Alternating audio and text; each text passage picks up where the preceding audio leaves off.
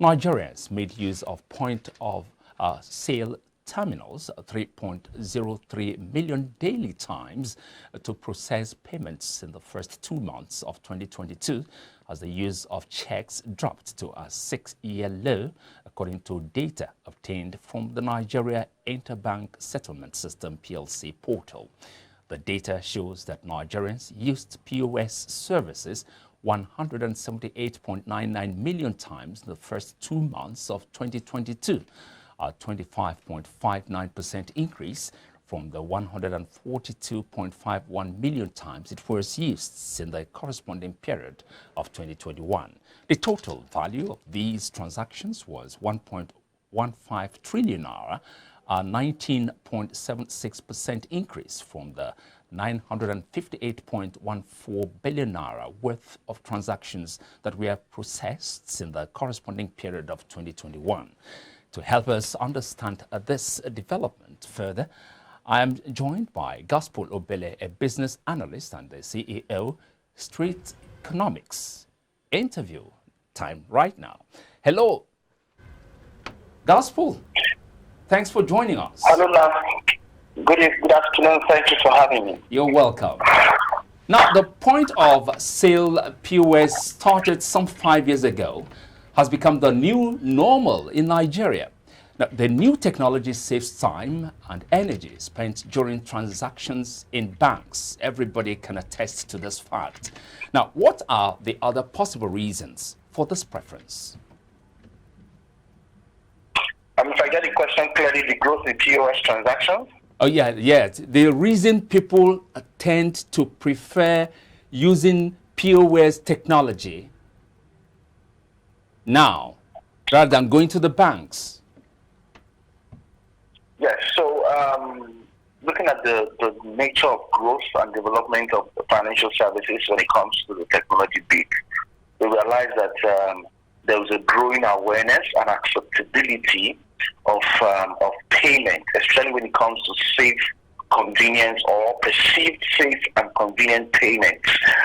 There's a rising traction around that, and consumers are beginning to look for more interesting ways to pay, and to exchange goods and services without having to deal with the conventional banks. Let's not also forget that the model around POS, in as much as it was built on cashless economy, was also built from the standpoint of trying to close the gap across challenges of facilitating payments and transactions with conventional banks. So as a result, institutions are pushing forward alternatives, to sort of grow capacity to facilitate payment in the region, and also to build some form of convenient options for Nigerians. So convenience, largely, is the number one major reason why we'll see that traction there. However, there are needs and concerns around the safety and security of transactions. There's also needs and concerns around data infrastructure, network infrastructure, in terms of facilitating speed of response from all stakeholders involved in payments processing. Yes, as the POS system is getting more popular than ever this time around, one needs to find out how secured is POS technology, both for the vendors themselves and the customers.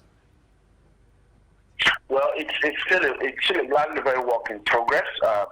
In fact, the entirety of the Nigerian payments industry is largely a work in progress still, and that's because the players who are heavily involved in the payments industry will see that it's some of like a traction for startups than banks in the sense. So a lot of startups are beginning to go into the core payments, merchandising, and other subsectors of fintech that makes them get into the pool of selling POS machines and partnering with other payment processors to facilitate payments on POS machines. So what happens is that the fintech probably takes the money from the customer or the consumer, and then with all 2-3 other layers, facilitate payments with the corresponding payment processor and the bank in itself. That circle is expected to go across for 1 minute, particularly, before you can say that the transaction is complete.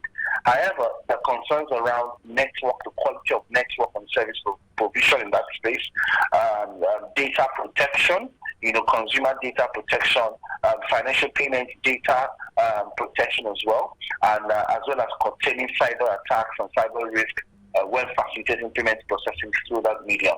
So, in as much as convenience is a major block for consumers in Nigeria, there are fears around the growing number of fintechs, a lot of which you can't really verify, and players in the payment processing block who are trying to have access to consumer payment information. So, security, data safety, network infrastructure are major critical challenges and critical blocks that needs to, and as well as regulation as well, needs to come into the fore of managing financial payments transition to a large extent, especially POS. To also flip the conversation around, in growing markets in Nigeria, we've seen an increase in agent banking.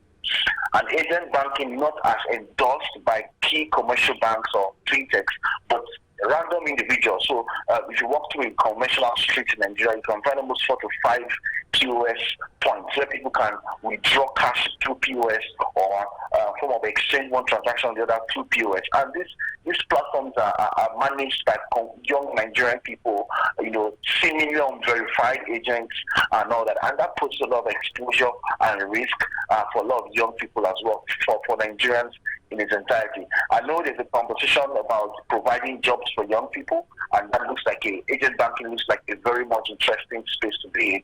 But that space needs to be sanitized. There needs to be a lot of structure. There needs to be a lot of formality of engagement. We need to know who the POS transactions folks on the streets of Nigeria are reporting to, and what's the chain of engagement when it comes to managing consumer complaints and all of that. How do we hold them responsible? So regulation is very critical. Data safety is very critical. Financial payment transaction and all of that. Safety and security is top of mind, to facilitate growth in this space. Now, knowing problems or the sources of problems is like halfway to the solution of these problems. What is the federal government doing to address some of these challenges you have enumerated? I really don't. I see this context more from the Apex Bank trying to take responsibility. But I don't think that the Apex Bank has a critical in-route, in terms of ground level intelligence as to what's happening. That means what's going on within the context and what are the nuanced nature of the challenges that exist in this context. So the central bank has sort of put themselves forward to manage these dynamics, but we haven't really seen some form of clear policy guidelines, some form of clear institutional regulatory process and guidelines provided to manage and curtail these challenges and as well scale solutions. So it's more or less a market that has been exposed to many vices and possible risk in as much as it deals on the number one part of things, which is convenience. So we're looking forward to the central bank working more closely with the commercial bank. In fact, it will burst a bubble to note that in some cases, you visit the ATMs of some commercial banks and those ATMs aren't working. But just very close to the bank, you see a conventional, informal retailer who operates a POS owned by the bank. And in that case, the ATMs are not working in the bank, but the retailer has a lot of money to give to people who cannot withdraw money from the ATM. And what that happens is that for every 5,000 naira transaction, for every 5,000 naira transaction, you're being charged 200 naira. For every 1,000 naira transaction, you're being charged about 350 to 400 to 500, depending on the location. Now, it has also evolved to a point where banks intentionally do not stock ATMs, and then you find retailers charging exorbitant prices for people to get access.